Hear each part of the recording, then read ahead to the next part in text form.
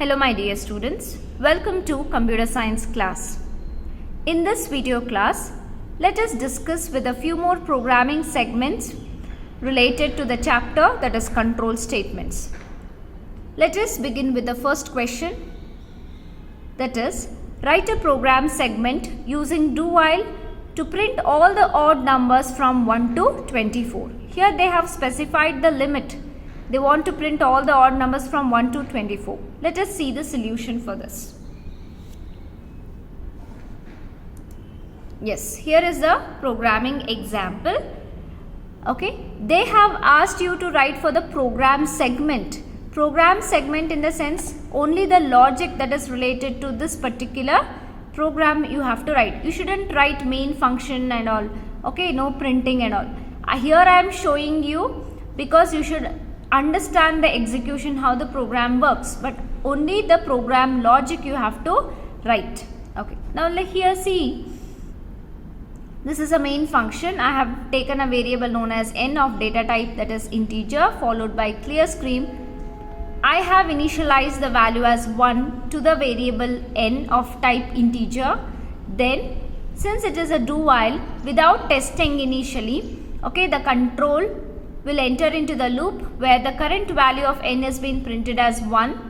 Okay, after that the value of n is incremented by 2 where it will become 1 plus 2 as 3. So the current value of n is now 3.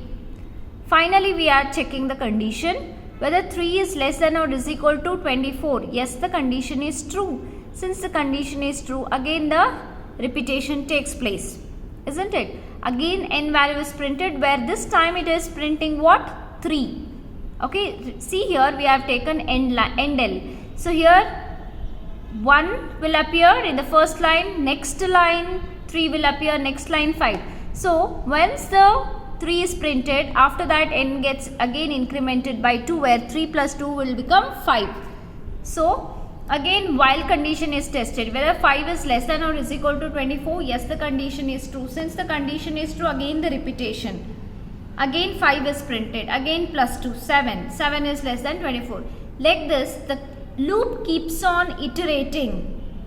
When n becomes 23, okay, 23 is printed. After that again the n value gets incremented by 2, that is 23 plus 2, it would become 25. So again it is checking whether 25 is less than 24, the condition fails and the loop comes out of this particular do while structure. This is how the program works. Now let me compile and show you. We have a 0 errors here. Okay, let me run the code. So here you can see the output. We have, that is 1, yes, 1, 3, 5, 7, 9, 11, 13, 15, 17, 19, 21 up to 23. Because they have said clearly the odd number still the range 24. But 24 is not at all an odd number. It's an even number. Therefore 24 is not printed. It will print only up to 23. I hope children you are able to understand. And this program is very much similar to the previous programs what we have discussed. Now let us coming back to the next question there. So here comes the second question. Write a short program to test the given number is even or odd. See, in the previous they have asked for program segment, but here this time they are asking to write a short program to test the given number is even or odd. Now let us see the program.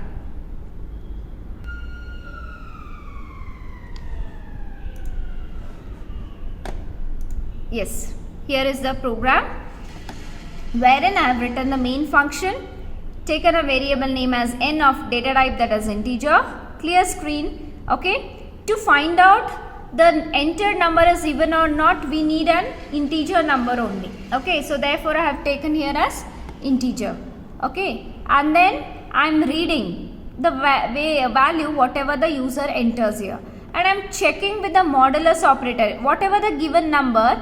Okay, when I do the modulus operation, if its remainder results in 0, then I can refer it as an even number, else I will refer it as an odd number. Now for an example, let me take as 5. Okay, enter the number. I might give the input as 5. Whether 5 mod 2 is equals to 0, that means when you do 5 divided by 2, whether we are getting the remainder as 0. Remember, since it is a modulus operation, we always get the remainder. If it is a division, we will get the quotient. So 5 mod 2, what are we getting? 2 2s are 4. 1 I am getting the remainder. So 1, is it equals to 0? No, the condition is false. Once the condition is false, since it is an if-else structure, it skips the true part and false part will be executed. Whatever the statement is there under the false part. So it prints 5 is a odd number. What if I had given the number as 10? Okay, 10 mod 2, whether it is resulting in 0? Yes, because 2 5s are 10. Okay, and the remainder I am getting as 0. Therefore, since 0 is 0, so it is giving me the answer as 0 here. Okay, 10 mod 2. 0 is equal to 0. Yes, the condition is true. So, here what happens? 10 is a, since this is a true condition, okay, the true part of this if is executed. So, 10 is a even number. Now, what if I have taken with the number as, 13 if I am taking, 13. Okay, 13 mod 2, what I would do? So 13 mod 2, 2 6 are 12 and 1 is again a remainder. So whether 1 is equals to 0, the condition is false. So directly it comes to the else part, and whatever the statement is there in the else part, so that statement will be executed. So please make a note of this program, because this program is not there in your textbook. And this program I had already explained even in the doubt clarification class also there. So please kindly make a note of this program. Now let me execute and show you the output. 0. Let me run the code. Once again. Just run. So here it is asking the number. Let me enter the number as 20. When I enter the number as 20, see, it's giving me 20 is an even number, because 20 mod 2. 2 10s are 20, 0 would be the remainder.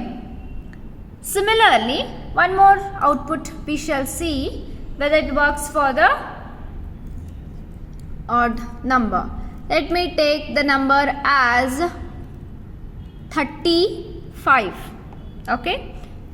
So we should get the output as 35 is an odd number, because 35 to modulus mod operation when you do, okay, we are getting, we don't get the remainder as 0 there, isn't it? So 35 is an odd number. I hope you are able to understand. Okay. Moving back to the next question here, children.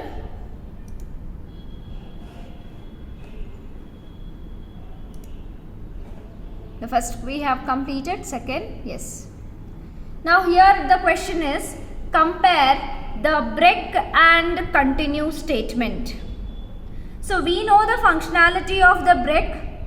So whenever the break statement is encountered in a loop, the loop is immediately terminated and program controls resumes at the next statement. But at the same time, what does a continue statement does? Continue statement, it actually skips the current iteration. Okay, it actually skips the current iteration and then it causes the jump to the start of the new iteration. Okay, so therefore the difference between the break statement is used to immediately terminate the current iteration, whereas the continue statement is used to skip the current iteration and it forces or it starts the new iteration. So this is the difference between the break and continue. Fine. And followed by, you should also mention the syntax also. This is one difference, plus you should write like break followed by semicolon, continue followed by semicolon. Those syntax also you should include. Now let me go to the next question here. Write a program to find the GCD of two numbers using while loop. GCD is nothing but that is greatest common divisor, right? Now let us see how this program works, but before that let me explain how to find the GCD. I know almost in your schools you have learnt what is like LCM and what is the GCD, but still let us explain here. Now let me take the two numbers, that is number 1, that is num1. I have taken a variable as num1 wherein it is holding the value that is 60, and num2 here, actually 2 is missed out, so num2 as 24. These are the two numbers. I want to find the greatest common divisor of 60 and 24. See what procedure we are using here. First, 60 divided by 24 we will perform. Now what exactly this GCD is? So GCD is the GCD of two numbers is the largest positive integer that divides both the number resulting with the remainder as 0. Such numbers I can refer as a greatest common divisor. I'll repeat, GCD is nothing but it is the GCD of two numbers is the largest positive value that divides both these numbers with resulting the remainder as 0. Then only such positive integer I can refer as a GCD. Now here to find out the GCD, I am dividing the 60 by 24. So 24 twos are what I am getting? 48. Okay. So I am getting the remainder as 12. Do I am getting it 0? No. So therefore this is not the GCD. Again what I will do, I will consider this num1, this 24 as num1 I will consider, and 12 I will be considering as the second number. So therefore again for the second iteration what I do is, I will divide this 24 by 12. So 12 twos are what? 24. And what I am getting the remainder as? 0. So the positive number, the positive integer which is dividing both the 60 as well as 24, wherein I am getting the resulting factor as a 0, I can refer such a positive number to be as the GCD or the greatest common divisor. So we are here, we have 12 5s are 60 which is completely remainder as 0. 12 2s are 24 where completely I am getting the remainder as 0. So therefore I can say 12 is the greatest common divisor. So this is one of the method. The second method is here also you can write in this way, wherein I will take here as 6 10s are, 6 4s are 24, and then common we have 10 and 4 with the 2 table I have this, okay, factors. So 2 5s are 10, 2 2s are 4. Further I don't have any common divisor that divides again 5 and 2 in common. So therefore 6 into 2, 6 2s are 12. So 12 is the greatest common divisor. In any way you can do either this or this, but in programming example, because I had asked the question to find the GCD by using while statement only, we are following this method. Now moving on to the next example so that you can clearly understand. This time we have taken the first number as 45, second as 27. So same logic. You divide this 27 by, you divide this 45 by 27 children. So the number which is completely divisible by, with these two, like 45 also should be divisible, and 27 where the resulting I am getting as 0, then such number I can refer as GCD. So therefore 45 divided by 27, when you do it, 27 ones are 27, I am getting the remainder as 18. Now this time I will consider this one as num2 and this one I will be considering as num1. So therefore 27 is divided by 18. 18 ones are 18. I am getting the remainder as what here? 9. Okay, so 9. Again I didn't receive it as 0. So therefore this time I will consider again this as num2 and this as num1. So 18 divided by 9. Understood? So 9 2s are 18. So I am getting the answer as 0. So therefore I can refer it as 9 is a positive integer wherein the number 45 as well as 27 is completely divisible, and I am getting the resulting remainder as 0. 0. Therefore 9 is to be the GCD, that is greatest common divisor. Look at this one the other way, 45 and 27. So 3 15s are 45, 3 9s are 27. Again you can say 3 5s are 15, 3 3s are 9. Again I cannot have 5 and 3, they are not the common, right? 5 they are not, we don't have a common number which is being divisible by both these two numbers, isn't it? So what I am doing, so 3 into 3 I am getting the answer here also as, that is greatest common divisor, that is 9. Okay, now let us see the programming example. What is the logic first, and then we shall see the execution. While num2 is not equal to 0, okay, num2 as per this is what, this, okay, num2 is not, num2 is as per this 9 it will become, isn't it? So when I consider 45 and 27, at this point of time at the last iteration would be num2. So we'll see the logic later during explanation how 9 I'll tell you. So num2 is not equal to 0, until that the loop has to be iterated. So whatever is there in the num2 I am moving into the temporary variable, and then every time I am dividing the num1 mod num2, whatever just I have explained now, the same thing I have written in the coding form, and the answer is being stored in num2. Again what is there in the temp I am moving in the num1, and finally whatever the result I am getting under the num1 will be the GCD. Now let me explain this one with the example.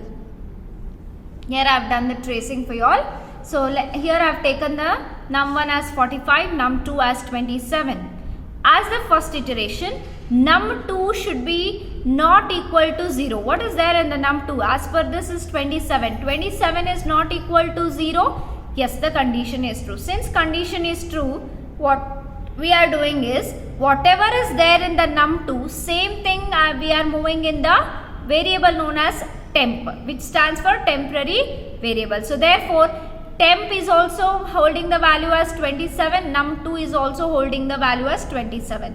Now we shall perform the modulus operation, that is 45 mod 27. 45 mod 27. So what I am getting? 27 ones are 27, I got the remainder as 18. The same remainder I will consider this time as num2, and whatever the divisor we are having, that we are considering as num1. So therefore what happened? Whatever the remainder I am getting, I am storing in the num2. Previously num2 was holding what? 27. That contents will be erased.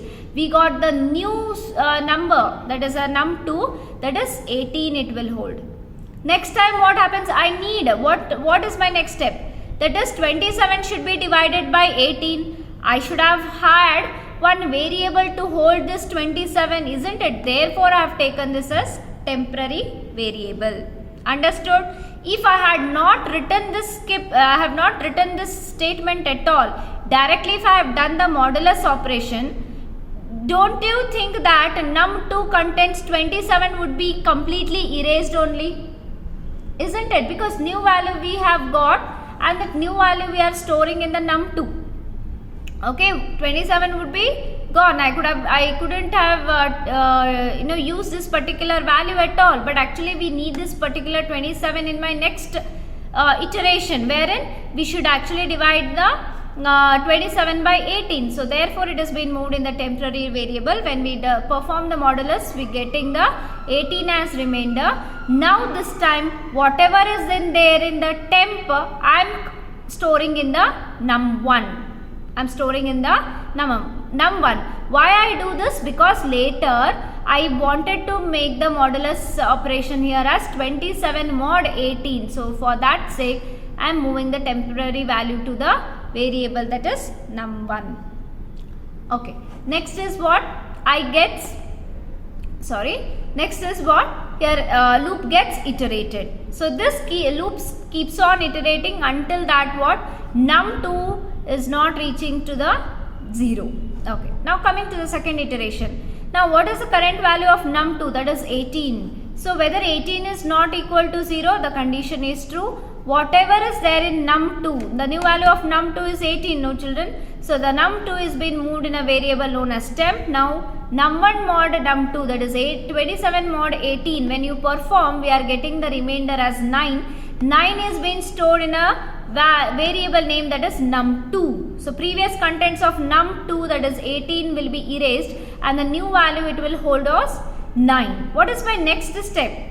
18 mod 9 I should do. So to do that, I need to consider this one as num1. So therefore, whatever is there, and this 18, this one where it is there in a variable known as temp. So whatever is there in the temp is being moved into the num2. Okay, and then again loop iterates. This time num2, the latest value is 9. 9 is not equal to 0. Yes, the condition is true, and the same 9 value is being moved into the temp. Previous temporary variable value was 18. It will be erased, and the new value it will assign, that is 9. Again followed by what? Num1 mod num2. That means what? 18 mod 9. When you do that, perform the modulus operation, 9 2s are 18, where the remainder we are getting as 0. And where you are storing that remainder as to num2.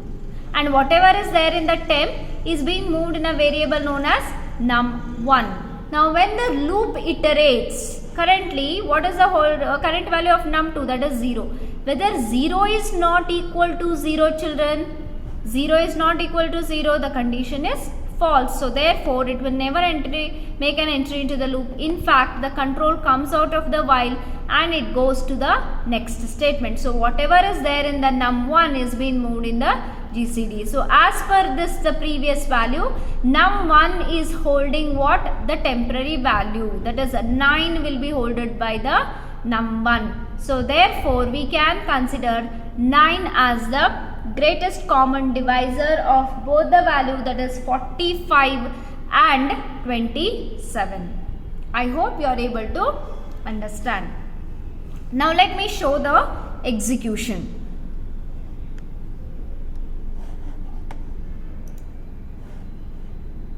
Here comes the program. See, please make a note down of this program, because this program is not there in your textbook. Okay, so please kindly make a note of it. Okay, let me see here. Main function, and I have taken two variables of type integer, num1 and num2, plus I have taken a variable known as GCD, followed by a temporary variable. Clear screen. I am asking the user to enter the values.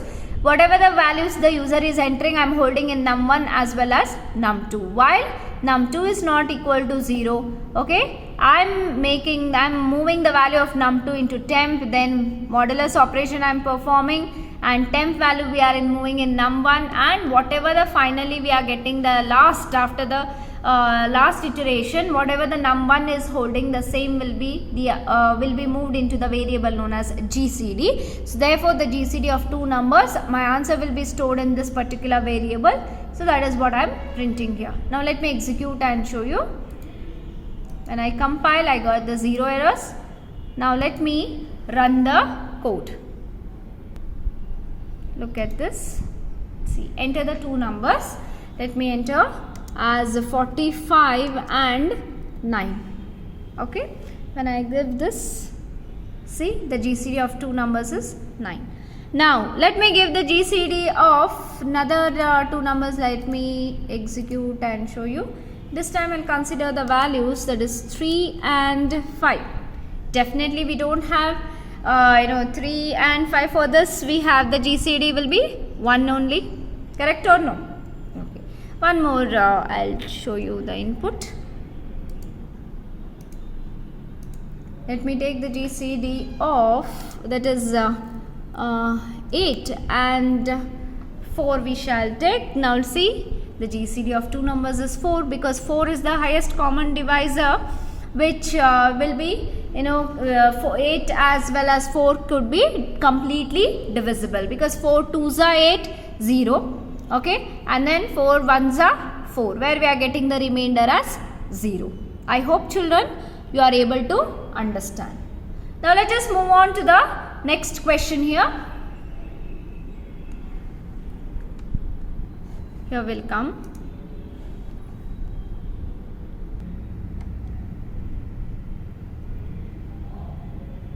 Yes, next is the question, that is a program Yeah, write a program to find the sum of series, okay, where the series given here is s is equals to 1 plus x raised to 2 plus x raised to n, it is using for loop. As per your textbook, I think the last question, that is question number 15.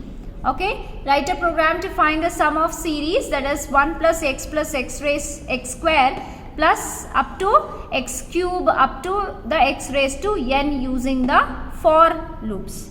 Okay. Now let me explain this one, how to perform. Yes, here comes the logic, children. Initially let me take a variable as a sum, okay, and I will initialize it with the 1, and whatever the x is holding, the same will be holded by the term also.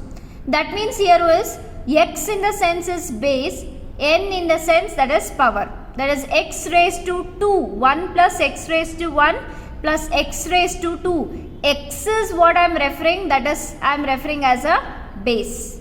Power I am referring it as a n, x raised to 2 when I say, that means what, 2 raised to 2 when I say, or 2 raised to 3 let me take. 2 raised to 3 in the sense 2 is the base and 3 is what, power. Okay. Now coming to the for loop here, for I is equals to 1. See, look at this, isn't it your base is constant everywhere, 1 plus x plus x plus x. Base is always constant. So what has to increment, that is power. This is 1 plus x. This x in the sense it is what, x raised to 1. This is x raised to 2, x raised to 3, x raised to 4, x raised to 5 up to so on. Then what is changing here? The power is changing. Isn't it, children? The power is changing here. Okay, but base is constant. So here, and I need to increment every time, power from 1, 2, 3, 4, like this I have to keep on incrementing up to what limit? Up to, say, when I ask the user to enter the base and power, the base he may enter as 2 and power he may enter as 5.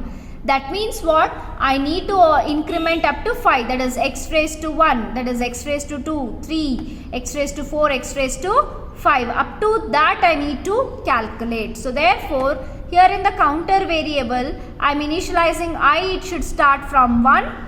Okay, that is from here. 1 plus is a constant, fine.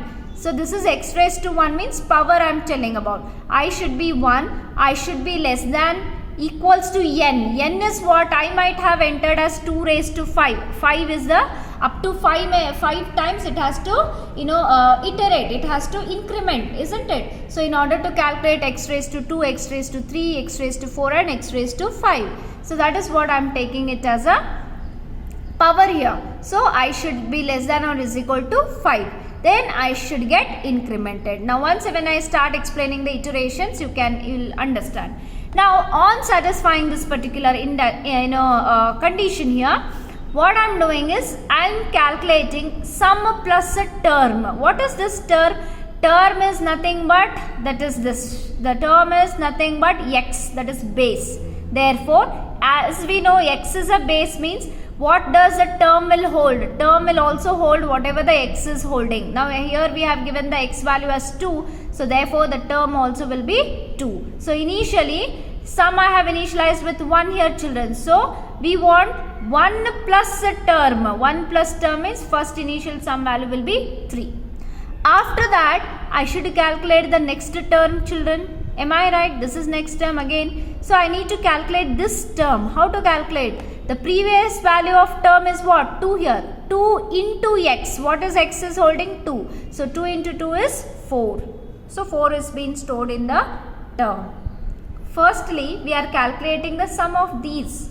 After that, individual terms we are calculating. After iteration, we are adding the sum. And we are adding all these things. Okay, therefore, finally, we are getting the total sum of series. Now, let me explain this with iterations. See, for the first iteration, sum value is 1, children. X is base, wherein I have given as 2. N is power, wherein I have given as 5 here. So therefore term is also same as that of what x is holding. See, as per this for condition, I is equal to 1, I is less than or is equal to 5, I in the sense 1, right? 1 is less than or is equal to 5. Yes, the condition is true. On satisfying the condition, what is the sum value? Sum value is, we have initialized with 1 plus 2. So I got here as 3. See in the comment section here what I have written. So this is first one, 1 plus x. So that is what is calculated. The answer I got is 3. Next thing is what? I need to calculate this one as per the series, children. I need to calculate the term x raised to 2, isn't it? So how to calculate that? The formula here is term into x. What is term is holding? As per this 2 it is. Into what is x is holding as per this? That is also 2. So 2 into 2, that is what I got as x raised to 2. X raised to 2 means what? X value is 2. 2 raised to 2 is 4. I got here 2 raised to 2. This value I am calculating. I got 4. Now here we are not immediately adding. Okay, once you calculate the next term, what happens as per this? Okay, the control will not come out of the loop. This I am printing the sum after the loop. So the control goes to the third part of the for loop, that is increment. I gets incremented. When I gets incremented, what we need to calculate? I is pointing to 3 now. This particular 3 it is pointing. So what happens here?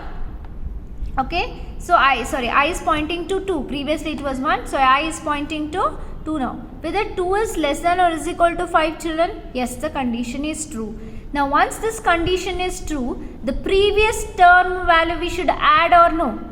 Now previously sum was 3. Now I should add this 4 to the previous sum, isn't it? So therefore previous sum value is what? 3. 3 plus what is just now in the previous value we have added the term as 4. So 3 plus 4. The next time the series here we are getting the answer as 7. That is what here. 1 plus x plus x raised to 2 value what I am getting? 1 plus 2 plus 4. The total sum is 7. See what we are doing. Firstly we are calculating the sum of this. Then we are finding the term. Next term we are finding. Again in the next iteration, okay, we are adding this term value plus the previous value. Then we are getting the total. After that again we are calculating for the next upcoming term. So as per this I gets incremented. I becomes what? 3. When I is 3, 3 is less than 5. Yes, the condition is true. So here what happens? In my previous term I should have calculated for x raised to 3. Am I right? So here x raised to 3 I need to calculate. So till here 7 we have seen. So term, what is the previous value of term? That is 4. 4 into 2. That's what you are calculating. That is x raised to 3. That is 2 raised to 3. So 4 into 2 is what I am getting the term as 8. After that I gets incremented. I now value is what? 3. Now I should add this one. Am I right? This value we have found out. That is x raised to 3 is 8, children. We have found out. But this 8 should be added with the previous sum. It should add it to the previous. Now that is when you increment the I value, I becomes 3 is less than 5. Yes, the condition is true. Now this is the previous series. You should add with the next term what you have calculated in the previous term. So therefore 1 plus 2 plus 4 plus 8. What is this 8? 8 is nothing but x raised to 3 what you have calculated in the previous iteration. That's what you have added. After adding, what you should do? Still up to what you should calculate? X raised to 4 and x raised to 5. Now you should calculate what? The value of x raised to 4. What is the value of x raised to 4? How is you should calculate? Previous term into 2. That is previous term value is what? 8. 8 into 2. 8 2s are 16. That 16 is being stored in the variable known as term. Now what you have calculated, you know, that is you have calculated only x raised to 4 you have calculated. Now in my next iteration I should add this x raised to 4 value with this previous sum value you should add. Okay, because the logic it is like that. So once you calculate the term value, the next term value, I gets incremented. Now this time I is pointing to the 4. 4 is less than 5. Yes, the condition is true. What is you have to do here? You should add this one to the previous sum. Therefore, sum plus term. What is your previous term value, children? 16. 16 plus 5 you have to do. When you do it, you get the sum as 31. So you have added here. Here these are all comments for your understanding I have written. Next step is what? You should calculate the value of x raised to 5. How you should calculate? See, for this one, the term into x. What is the latest term value? 16, children. 16 into 2, that is 32. Next step is what?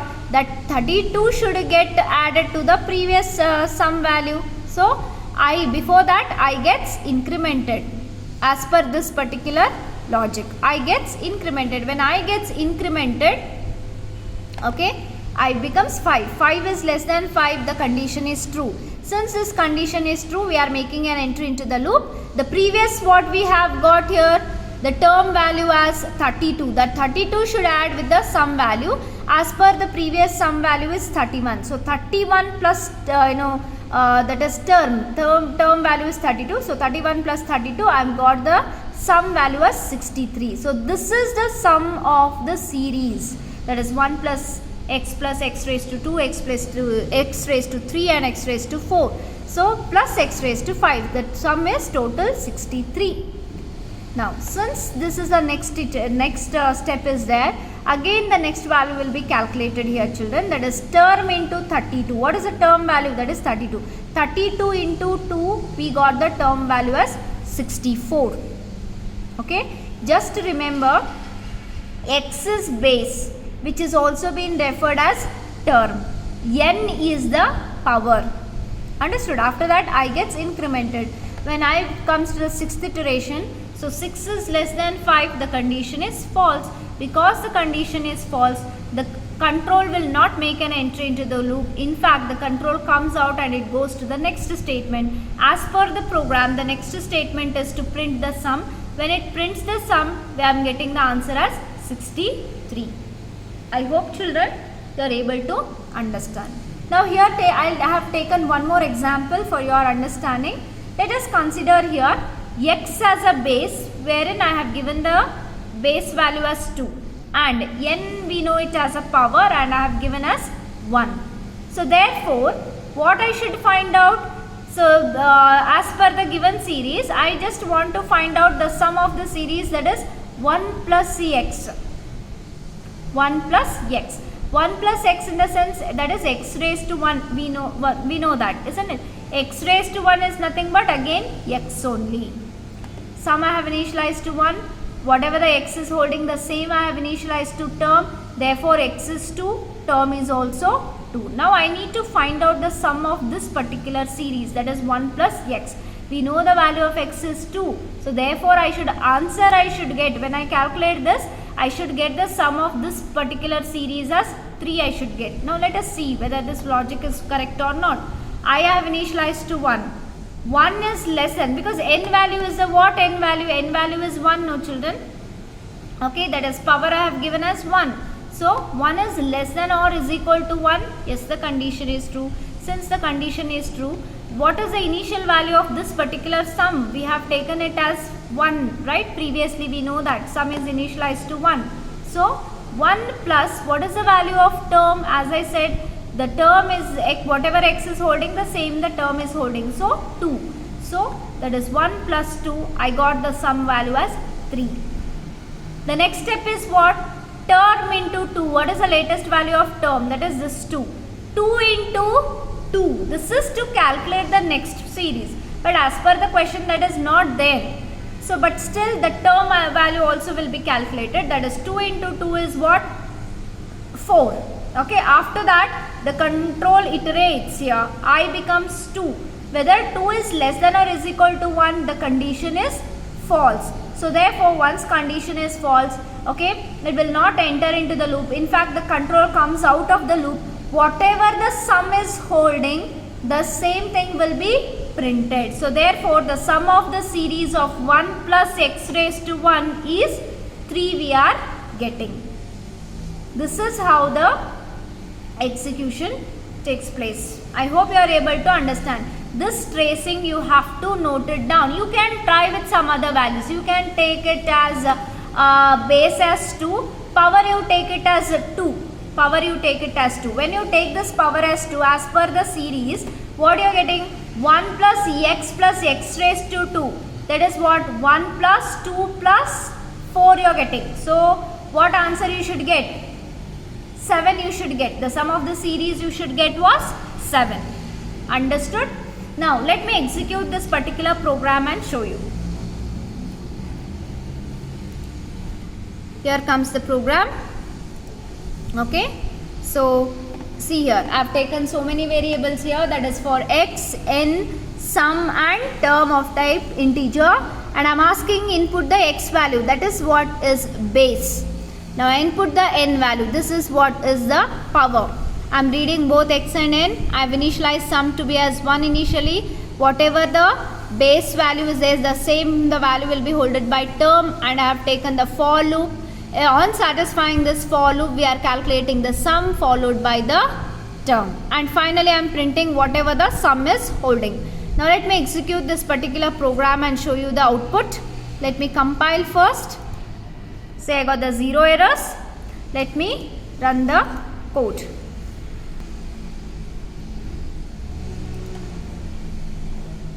So here let me enter the value of x as 2, that is base, and power as 5. When I give this input, say I am getting the sum value as 63. Isn't it the same one which we as per we have traced? 31 plus 32, we got the sum as 63. Now let me take another input. I'll give here x value as 2, okay, and the power value I'll give it as 1. Okay, so when I execute this, see I got the sum value as 3. Similarly, the last input I'll show you, that is x value as 2, okay, and the base power value also I'll give it as 2 only, wherein I should get the answer as sum. I hope children you are able to understand these programs, and this program is not there. So these programs are not there in your textbook. Please kindly note these programs, because in examination they may ask for this program. Okay, take care of yourself students. Okay, thank you. So this has completely we have completed the control statements chapter. In my next video classes we shall start with the arrays chapter. Thank you.